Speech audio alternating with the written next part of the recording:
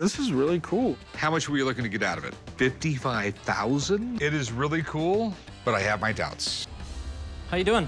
Oh, pretty good. What do we got here? It's an old 1847 Colt Walker pistol. Cool. How much do you want for it? Well, I was thinking 50,000. So if you don't mind, I'm going to call a friend. I'm going to get him down here, have him look at the gun, see what he has to say. Okay. You look hand cannon up in the dictionary, you see Colt Walker. I mean, this is a big gun. The key to determining value on a gun like this is to really find out which Colt Walker brevet that it is, okay? And there is basically only one that has a lot of value. It's made in Belgium, okay? You should, if it was made in Belgium, find a Belgian proof mark, which would be LG, Liege. That's what they'd stamp on the gun. Here's the deal. I don't want to be the bearer of bad news, but I can't find a proof mark, a Belgian proof mark on it. Without the proof mark, it's impossible to tell what this is and where it's from. I wouldn't let this gun go for anything less than $10,000, I don't think. Yeah, there's no way I could pay that. Well, what's it worth to you? Like $3 grand. Would you maybe entertain 6? Nope. Have a good one, Thank man. you. I appreciate it. Hey, how can I help you? I have a letter written by Franklin Delano Roosevelt in 1922. Cool, let me see it. Isn't it amazing how presidents usually write like doctors? Dear Al, would you have a talk with my old friend, Robert Prater? He has an insurance matter which has already been, well, taken care of by Mr. Butler.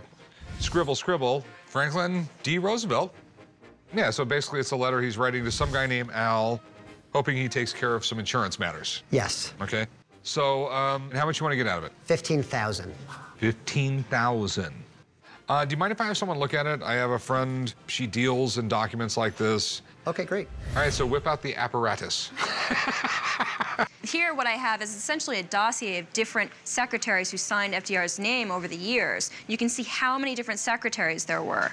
And what we really need to compare it to is the signatures of Roosevelt's own handwriting from about 1921 to 1923. The D in Franklin D. Roosevelt tends to be pretty different. You can see here it almost looks like an N or even a W. So you think it's legit? Yes. Now, what do you think it's worth? 1,500. How much do you want now? I don't know if I would want to sell it now. All right, sorry for the bad news. I've got an 1884 Colt that was in the Wyoming Range Wars and the book that goes with it. There's nothing like a good book after a good shooting. That's what I always say. So how exactly did you get the gun? My father got this from the great-great-granddaughter of Fred Coates, who was one of the guys in the Wyoming Range Wars. So who exactly was Fred Coates? He was a sheriff in the area that was hired by the land barons to drive the little guys out of town, either by hanging or killing. So depending on which side you were on, he was either a villain or a hero. Exactly. So what proof do you have that this belonged to Coates? I have a letter from his great-great-granddaughter, who she inherited it from. How much were you looking to get out of it? I'd like 55,000. So let me get someone down here. Okay. Now, one of the things that kind of just jumps out at me immediately is this documentation is done in 2 different ink colors. And then this part that directly references the Colt is listed in a different ink color. So do you think this actually belonged to Coates? It's really hard to make that connection. We can't say definitively that this particular gun was owned by Fred Coates. I'd give you like 1,500 bucks. Yeah, I'm just not gonna be able to do that. I think maybe I'll see if I can maybe get some more provenance. Better luck next time. Yeah, I have a book that I'd like to sell. It was Harry Wright's baseball scorebook from 1876.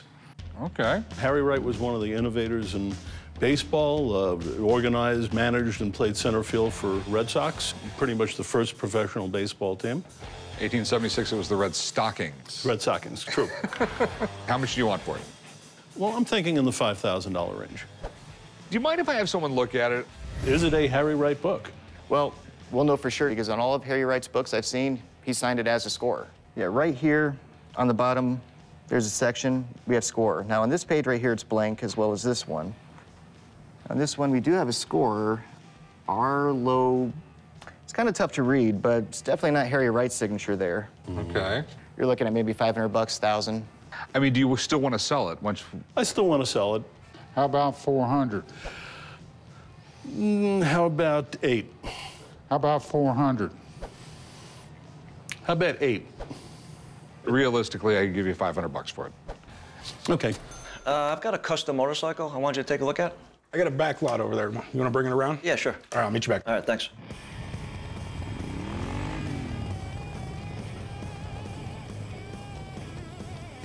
What can you tell me about the bike, man? It's a 2006 Thunder Cycle. It was designed and built by Eddie Trotta. This is really cool. And he built this bike for the actor James Caan. The James Caan, seriously? What are you looking to get out of it? $22,000. Let me ask a buddy of mine who will know a little bit more than me. You mind if I hear it start up? Nah, sure.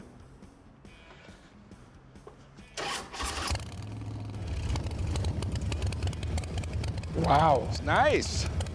Be all end all, Chris. What do you think it's worth? 10,000. You told me you wanted 22,000 for the bike. I mean, the only way I could think of selling this bike is pulling the motor, pulling the trans, and the drivetrain out. That being said, I can get that drivetrain used for about $5,000 bucks. I couldn't let it go for that. We're too far apart. Thanks a lot. Appreciate your time. Thank you.